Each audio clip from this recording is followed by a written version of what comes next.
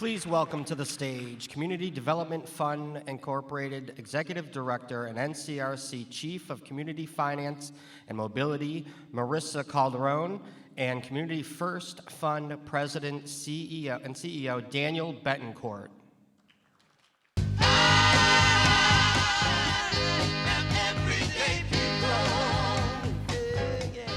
All right, well, thank you very much to SBA Administrator Isabel Guzman for her insights and all the work that we all do and how the CBA is helpful in that respect. That's really the kind of energy we want to bring to this conference. And, you know, as they just said, my name is Marisa Calderon. For those of you that speak Spanish, Marisa is preferred. And with me here I have Dan Betancourt. And Dan has been at Community First for 23 years now, grew that organization from a $300,000 organization to now $250 million. We want to sit with you here and talk a little bit about the small business recovery that's going on in this country. So we're now a couple years into this pandemic and hopefully coming out the other end. And there's been a lot of investment from the federal government in the small business space and in helping small businesses recover. Dan, you guys at Community First have done a lot in this space in helping to get resources deployed from a federal perspective. Would love for you to talk a little bit about some of that work and how that's helped small businesses recover. Well, sure. Community First Fund is based in Philadelphia, and if you go back to, I guess, the spring of 2020 and you saw the PPP program coming out, and at that time, very few CDFIs were actually allowed to enter that program because you had to have been an SBA lender. We happened to have that full SBA license. And what we saw pretty quickly was, you know, we were going to have to rush to start the program. We were very fortunate, but we worked with a network of CDFIs in the state, and they were all kind of relying on us. Of course, we were nervous because we didn't think we'd have enough capital, and we quickly went out and talked to our bank partners. But ultimately what happened was a lot of mom and pop businesses were being rejected or wouldn't get the attention of their banks. And many small business owners just didn't have relationships.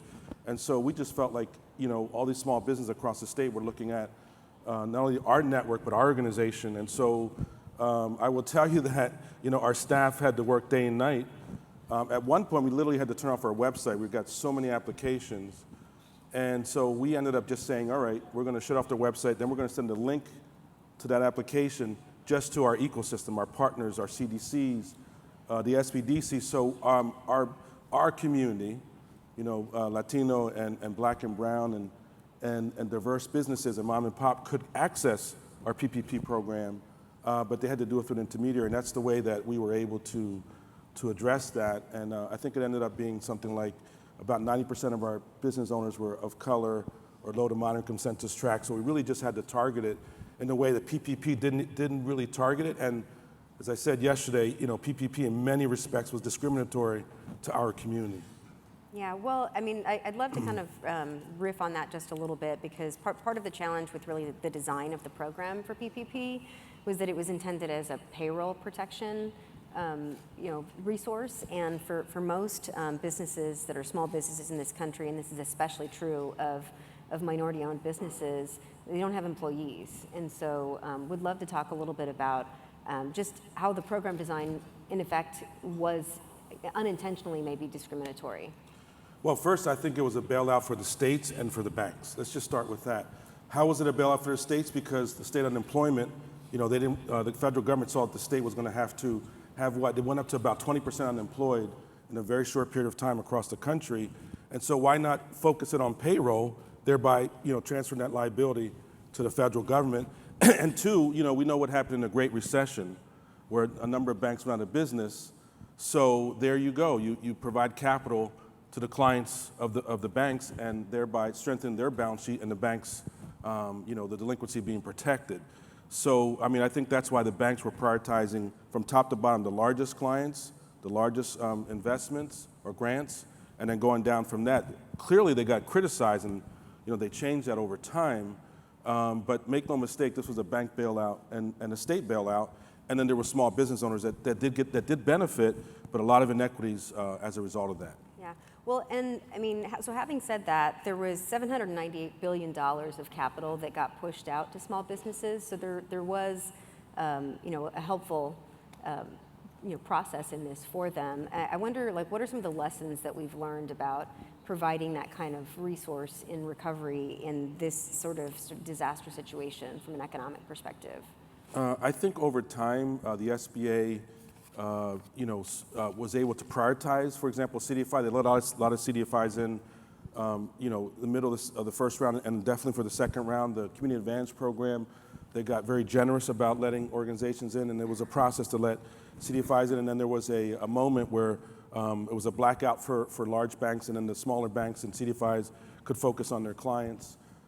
In Pennsylvania, we got concerned that the money still wasn't getting to our clients. So we actually approached our state legislature and asked them, they had $4 billion sitting there, they didn't know what to do with it, right? I guess it was the COVID relief money that they got. And they were sitting on that, and we had to talk to them, and they ended up giving us $200 million as a CDFI network.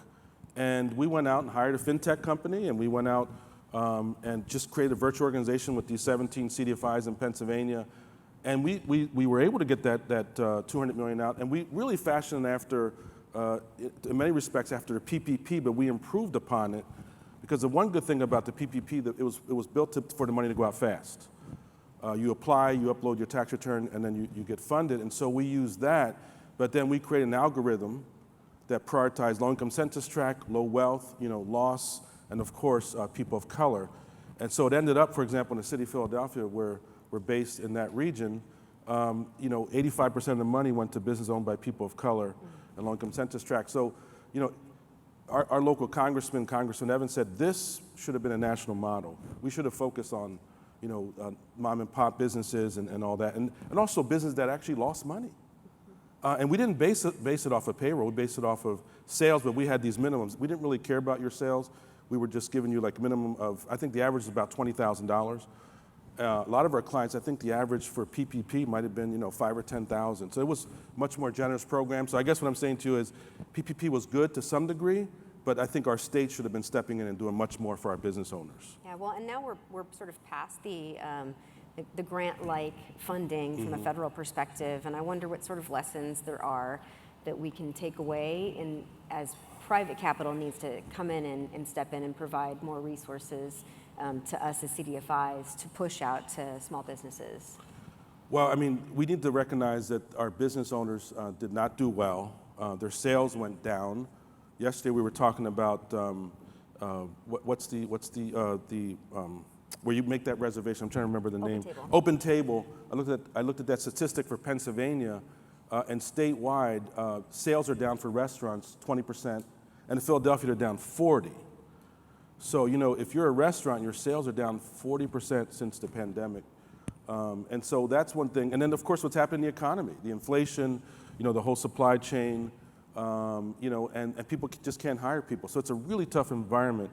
And then we want to lend to them. So a lot of our clients just still want grants. I know that. They still have losses. A lot of them still couldn't access all those programs. We had the state program that we put together, the $200 million we put out, we had $1 billion in requests. That's $800 million in need that we did not address. So, but then we have to pivot. We have to pivot to lending because the grant programs did finish. And so we're doing things like lowering our interest rates. The one good thing about CDFI is we have pretty stable rates. The banks give us 5 and 10-year capital at a fixed rate. So we're not following the market, so we can actually pass that along. In our case, honestly, we did well for COVID in terms of fees. So we feel like we came out stronger as a CDFI. In fact, we earned more and earned in fee income in our COVID relief work than we ever did in our history in interest and fee income. That is to say, we did well, and our community should do well, and so we just passed some of that along, lowering our rates to incentivize small business owners to borrow again. Yeah. Well, and as we think about the kind of capital that we do get as CDFIs, what role can banks play in helping to provide lower interest capital to us? Right. So one of the things we did with the PA CDFI network is in the greater Philadelphia area, we asked the banks to lend about $100 million to the CDFIs. And most CDFIs in Philadelphia are actually very small. They're under let's say between 5 and 10 million. We happen to be on the larger side. So we said, all right, don't give any capital to the large CDFIs, my organization. Please prioritize the smaller CDFIs. And the reason why we did that is because a lot of those CDFIs don't have relationships with the large banks. And for many good reasons, some of which is, it's just easier to do a $5 million investment than it is to do $500,000 or $1 million. So, we understand that these things are time intensive, but the banks agreed, Bank of America and others, and so they are working with the small CDFIs and getting that capital out because they have liquidity issues. Well, and so as we think about the kind of resources that are available to small businesses, debt capital is obviously something that we're good at pushing out at low interest rates, but because entrepreneurs of color especially are less likely to have access to things like venture capital, equity investments, I wonder what kind of role that can play in helping to provide some liquidity to small business owners. First, there are not many funds that are focused on minority businesses or people owned by people of color. Della Clark at the Enterprise Center in Philadelphia just started an SBIC $50 million fund. I think she's halfway there. So it'd be very interesting to see if we can have more of them in urban areas and areas across the U.S. I think they're the first CDFI in a long time to start a venture capital fund, and we're all cheering for her.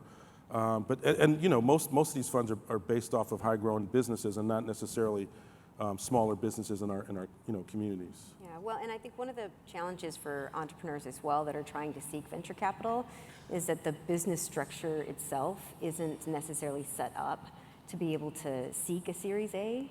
What sort of advice could you give to CDFIs as they talk entrepreneurs through setting themselves up to be able to access that kind of capital? I mean, just create an ecosystem around it and a technical assistance program. I personally, that's not an area of expertise for me. We're more business lending, commercial lending, and it's a whole different world. And the venture funds I'm familiar with, they would set up committees to review those kind of things, like a think tank, and kind of give advice, but also just a technical assistance program to help them through that. Great. And any other thoughts just on small businesses coming out of the pandemic and different ways that CDFIs can really lean into providing entrepreneurs support in this area? Well, I mean, I think we just, as I said earlier, we need to support these small business owners. A lot of them don't even know that we exist. It's one of the concerns I've always had about our sector. We, for example, have plenty of capital because the PPP loans paid back. And now, we just want them to think about, is it time for them to borrow money? We also are in the process of asking, we did ask the state for another $200 million to work on that $800 million capital or money requested that wasn't funded. And I just think it's what we do best. We struggle, we fight for our small business owners, and just I think one of the things we did in Pennsylvania, COVID made us come together as a network. There were a lot of CDFIs were serving neighborhoods or regions across the state, so we came together. So creating that ecosystem in your state, I mean, you saw the results. Not only did we help those small businesses, we were able to get them capital. Mm-hmm. And to me, I think our work is about tithing. So to the extent that I grew as an organization and I had mentors and help, we have to do that for organizations that are coming up as well, and never forget that. Yeah, well, I think that's great advice. Another thing I'd love to sort of put a fine point on is some of the changes that SBA has made around Community Advantage and how that can help CDFIs to provide more resources to small businesses. I know you're a 7A lender. Yeah. So the only difference is the 7A, was that program came out prior to the Community Advantage, but really any community lending organization can get the Community Advantage program. It's so interesting to me now. I think we should go apply, even though we have the full license, we should go apply for it because they did away with, the new regs are, no minimum credit score, criminal history is pretty much dropped, no collateral requirements and so on and so forth. So if you haven't looked at that program, take a look at it, Community Advantage, because it provides a guarantee for your small business lending up to $350,000. And I think that you can actually charge higher rates than the normal program. So it is, I think you only need it used to be you only need about a year's worth of history. So if you're thinking about starting a fund or you have a fund, revolving loan fund, look at that Community Advantage program. And actually, I was told yesterday by one of the administrators that their applications are open right now Yeah, so to apply for that. They actually just lifted the moratorium on being able to. So everyone in the whole room, go ahead and apply and see. Let's overwhelm the SBA and see what happens. Let me get my application in first, right, Lydia? We'll get it in. Yeah, well, I want to thank you so much, Dan, for joining us. Thank everyone here. As you go back into your communities, we really encourage you to bring the energy that you have here at this conference back to your communities to help to support small businesses in your area and continue doing the good work that you do. So please help me give Dan a good round of applause.